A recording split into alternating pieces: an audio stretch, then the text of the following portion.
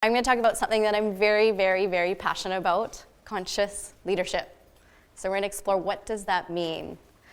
And for me, I certainly had an idea of what that meant because I decided to dedicate my work to conscious leadership. But the moment that I actually truly got the true meaning of conscious leadership was the moment that I birthed my daughter. That was 2 years ago. And the moment that I became a mother was the moment that all of a sudden the stakes got a lot higher. When we talk about purpose, in that moment I found my purpose. And I mean that I found my purpose in a way that I saw how important it was to elevate myself as a leader because I had this tiny human to now live for.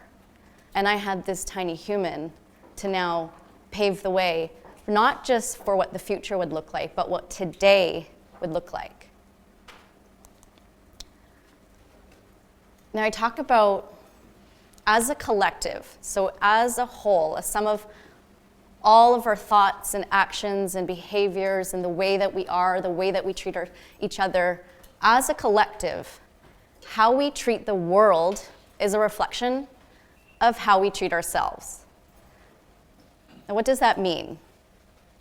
When I became a mother, it became even more important for me to watch everything that I did, every action that I took, every thought that I created.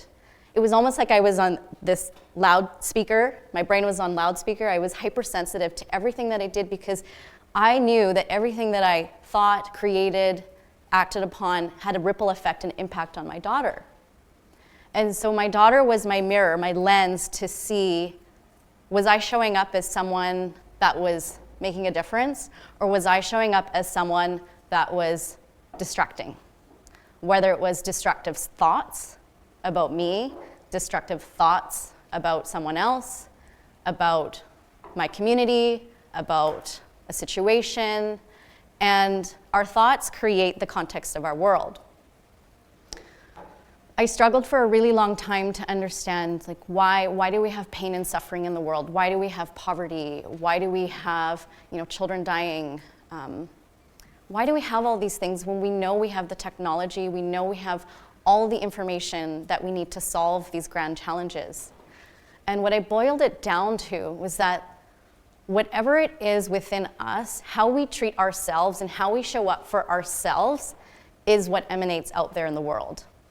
So if I don't believe that I can make a difference, if I just think that this is the way the world is and that's simply the way it is, then I'm going to act accordingly to my beliefs. If I don't treat myself well, then I'm probably not going to treat others well. I'm probably not going to treat my work well. I'm probably not going to put anything important out in the world. But if I treat myself with the utmost highest regard, then I will treat other people around me with the utmost highest regard and honor and respect and love and care. And that is what being a mother has taught me. That how I show up for me is how I show up for her, and as a result, how I show up for the world. So it's not that we can't solve world hunger, we can't solve all the suffering.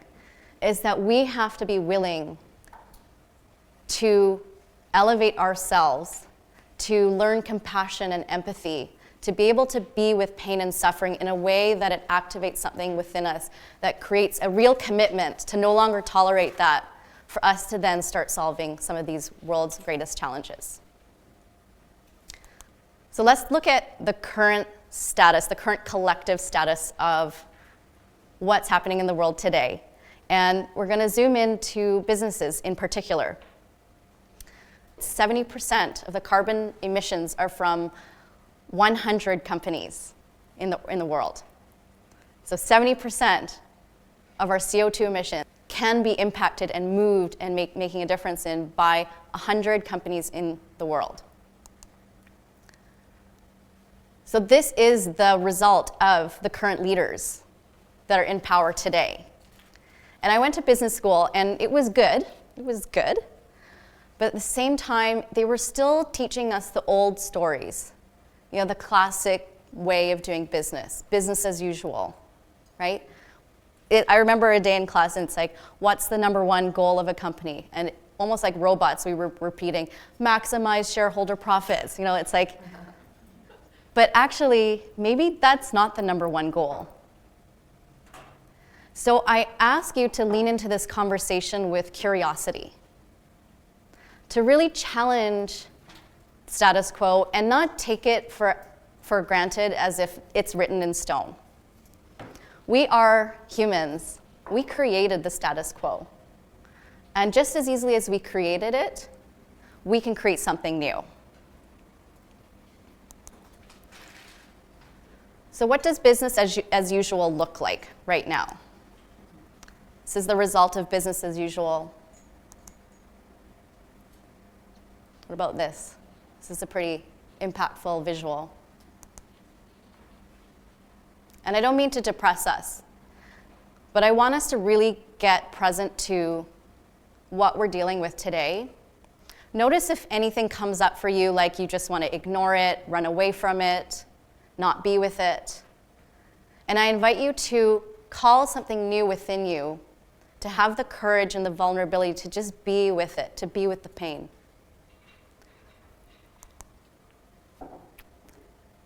A lot of times I love traveling, and you see those really beautiful Instagram photos, but you don't see the full 360 view of what you're looking at. I was in India and I was taking this beautiful, incredible moment, but what you didn't see was all the garbage and the litter that was surrounding me. The cows eating plastic on the ground, So what would it look like to create a new kind of business? This is just a short list of how we can start shifting the way that we operate, the way that we set up, the way that we create organizations. And this can start with you. So certainly in the old way of doing business, it very much comes from a scarcity model, as if if resources are scarce, then we can charge lots of money for it. We can create high value because we hoard all of this special valuable treasure, and we're the only place that you can get this thing from. Okay, that's an old way of doing business. And people do fear tactics like, hurry up, the sale ends on Monday, and if you don't get it, you may miss out, right? That's like a fear tactic, scarcity model. But if you look around, actually the world, and if you're looking for it, actually the world is abundant. When you have an apple orchard, actually, I'll talk about my friend. My friend had this plum tree, and he does not garden. He's a dude's dude, and he had no idea what to do with this plum tree. This plum tree had so many plums. It was just overflowing. Plums were just falling on the ground. He was giving boxes and boxes and boxes away of these plums. So Mother Earth is abundant. And we say, well, people are starving in the world. That doesn't seem like abundance. We have enough food to feed the entire planet a few times over. The problem is that we're not being smart with our food, and most of it just goes to the dump. So the world is abundant, and you can create that mindset in your organization. What would a model of abundance look like? Abundance in people, abundance in resources, abundance in creativity and ideas, abundance in solutions. When we think about, this is the way business has always been done, we may be thinking in scarcity that, this is the only one solution because it's always been done that way. So challenge yourself. The old model is very much take, and we can see the impact on the earth. We've been taking and taking and taking as if we own it with no regard. But a new model is, what would a model of reciprocity be? Okay, and even in terms of a culture, a company culture, if I were to ask of somebody of something, how could I give back to them? And it may be as simple as an acknowledgement. Thank you so much for doing that work for me. That was so special and important. I so appreciate your gift. Greed, so we talked about maximizing profits at all cost. What would it look like if we created a model of generosity? In my business, what I do is I empower mothers, and I'm really challenging myself to look at all the old things that I've learned from society, from culture, from business school, from textbooks and other business models out there and case studies, and really challenge myself, is that the way it should be? How could I have it be another way? And so, for example, coming from generosity, instead of saying, you can get more if you can pay more, right? So that's kind of like, if you're privileged and you have more money, I'll give you more stuff. But rather, I'm flipping it on its head. So instead of that option, I am offering to mothers to join my community, to be part of this social movement, to be empowered, and they can pay what they want, whatever price works for them. So it's a model of generosity, and if you can pay more, you don't get more, you get the same as everyone else, but what you do is you pay it forward as a model of generosity, and you sponsor a low-income mom. That's a model of generosity. Competition over collaboration. Someone asked me, who's my competitors? And I said, I don't have any. Because when I rise and I rise with my allies, we all win. We can create more. I'm not taking the pie from anybody. Fear of failure to learning and innovation. So many companies are afraid to change because we have a culture of shaming failure.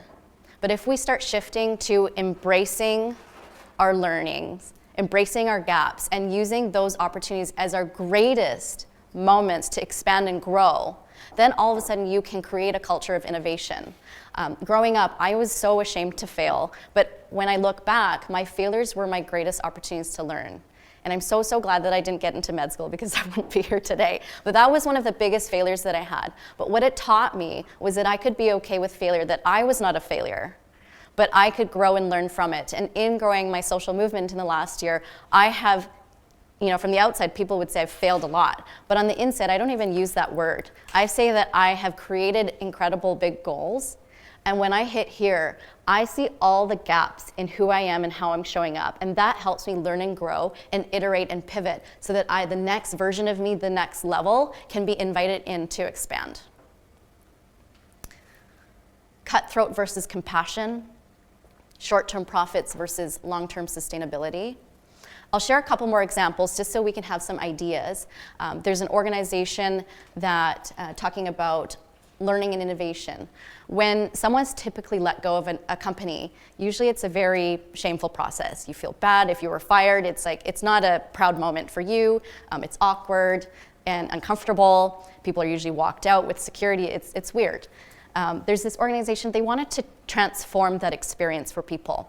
And rather than doing it in the old model, what they did was the managers would take full personal responsibility for letting down this person that they were letting go.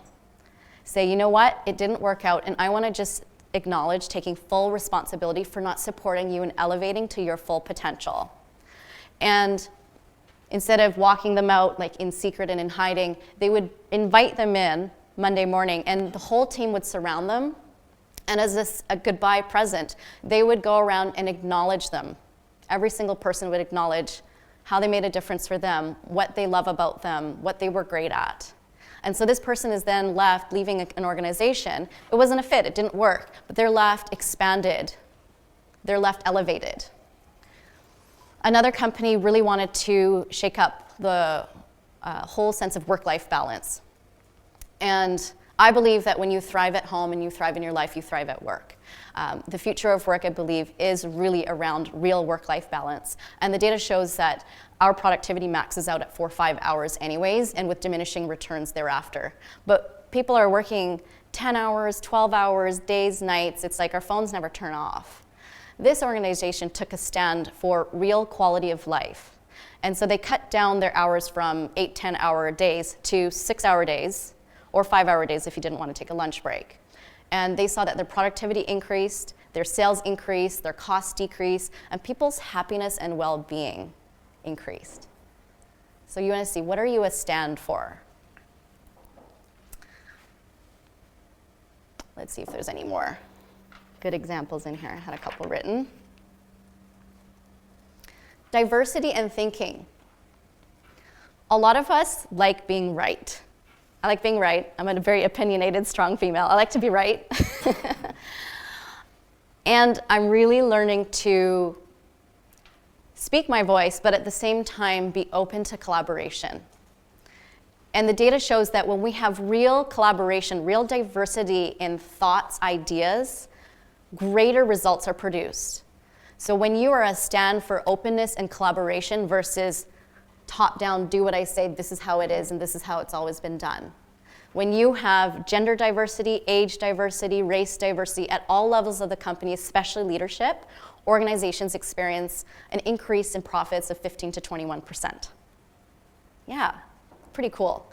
And actually when moms and dads, when parents take parental leave, they come back as better leaders because they have this incredible transformation through the experience of parenthood that has them become better leaders. And I'll talk a little bit more about that in the next slide.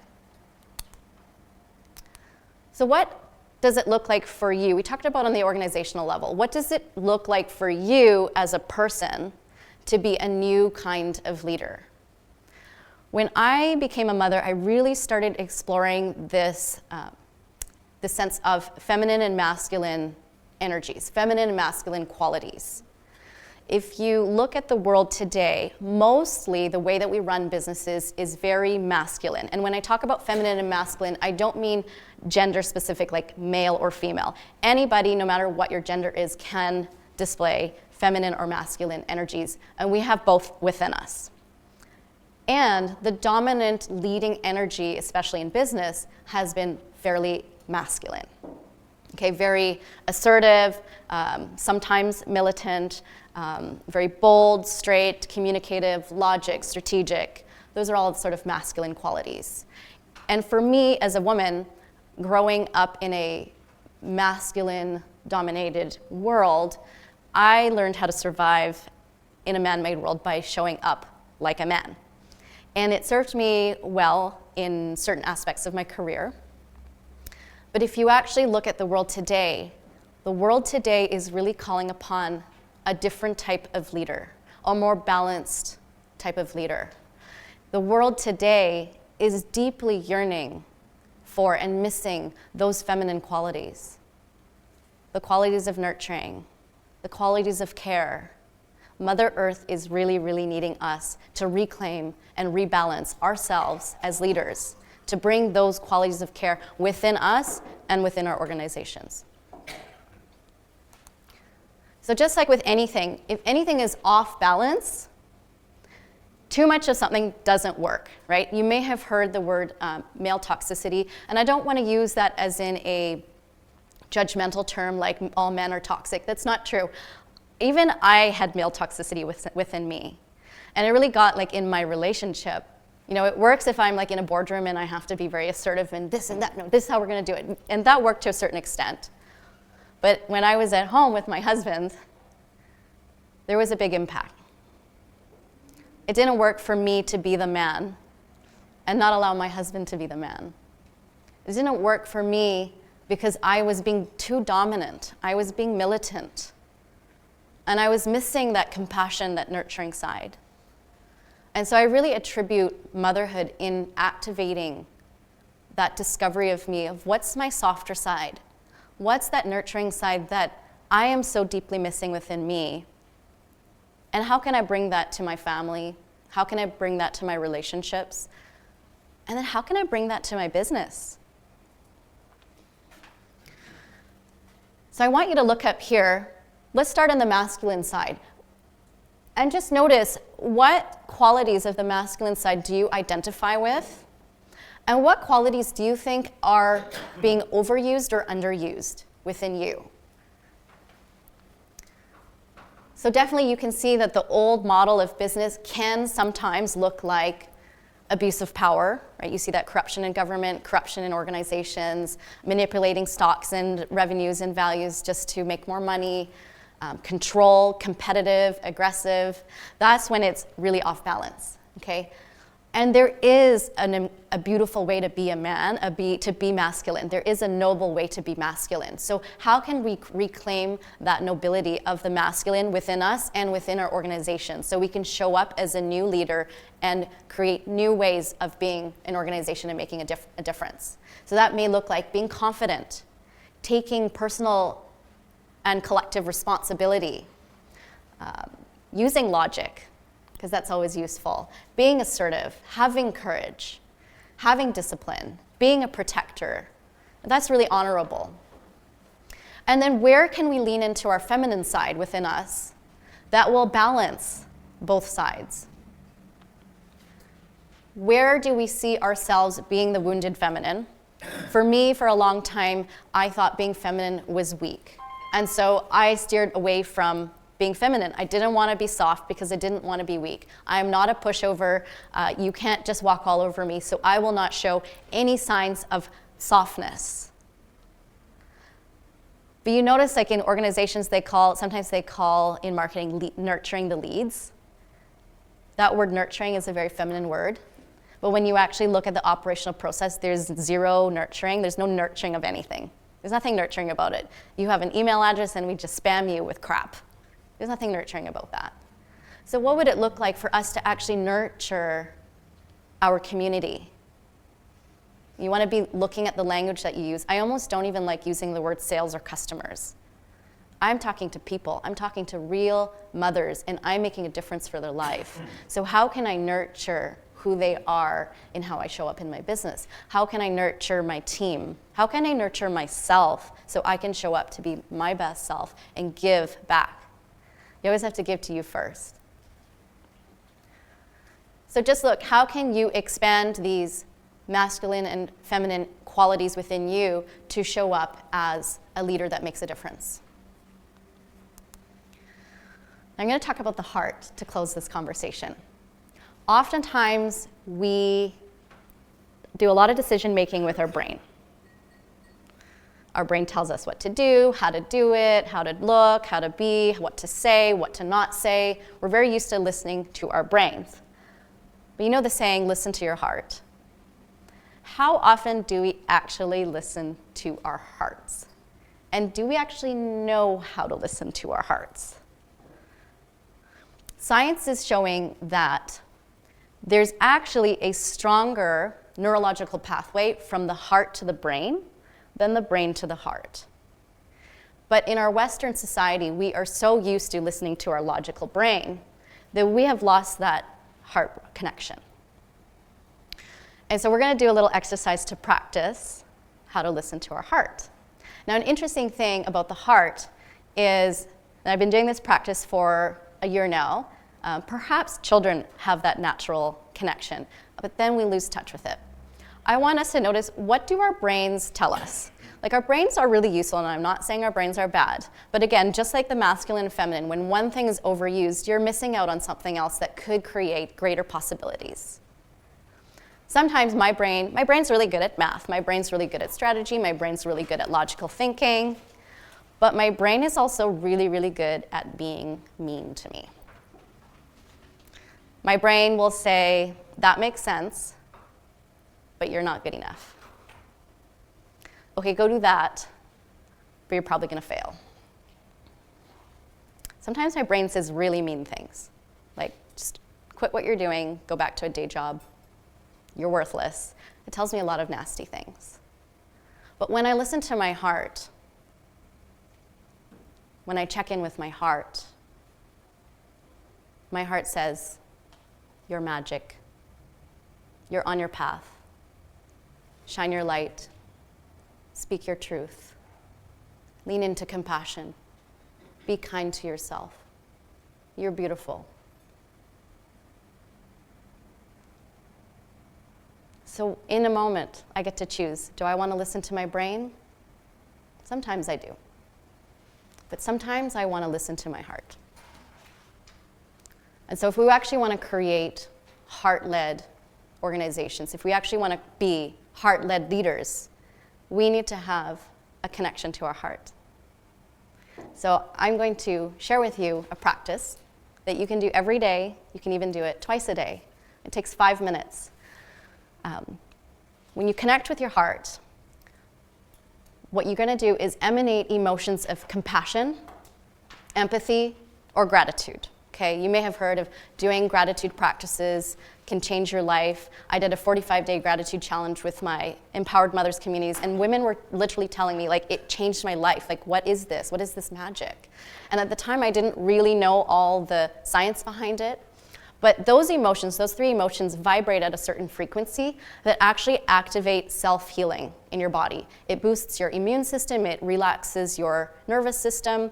And when we are in such an overwhelmed world, we are constantly in fight or flight mode. You know, we're stressed, we're busy, we're rushing, we're on go, go, go, go, go. And usually that means we're in survival, and that's when our brain is really mean to us. Because we're not focused on abundance, we're not focused on thriving, we're focused on surviving. And we've got enough of survival in the world. We want to now shift back into heart-based thinking, heart-based beings, and then operate from that space. So when you tap into those emotions, when, let's say, you are feeling that overwhelm or you're not in that abundance mode, sit down and have a moment and think about gratitude, compassion, and empathy. So right now I want you to put your pens down. I want you to get into a comfortable seated position. And if you are okay with it, close your eyes. If not, just do a gentle gaze down to a point. I want you to take your non-dominant hand and put it over your heart. Just feel your heart. Feel where your heart actually beats in your chest, and know that that is the source of you and your life. And that everything that's important, all your wisdom, is in your heart. Now pick an emotion that resonates best with you, whether it's gratitude, compassion, or empathy. What are you grateful for in this moment? How can you bring greater compassion to yourself? Where could you be more empathetic with yourself and others? Think of a situation and bring that feeling to that situation. Gratitude, empathy, or compassion. Notice your nervous system relaxing, going back into that rest, repair, recover, that self-care. Take a deep breath in and out.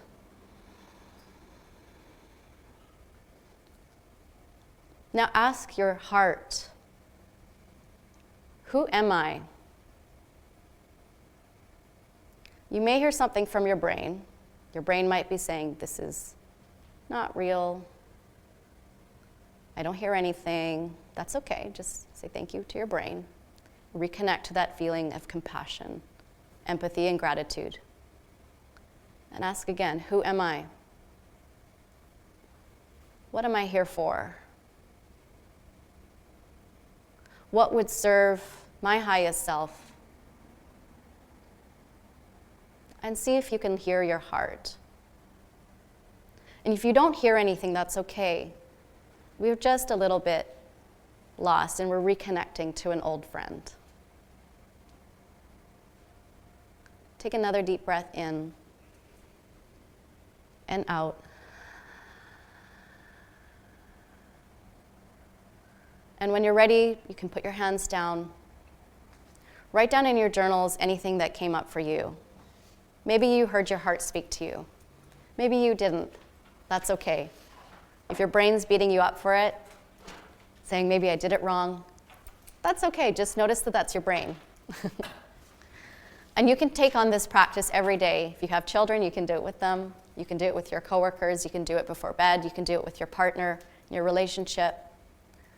It's a really powerful way for us to all tap into letting our heart actually lead and listening to our heart. So I hope you enjoyed this conversation, and thank you so much for showing up all as conscious, heart-led leaders. Thank you.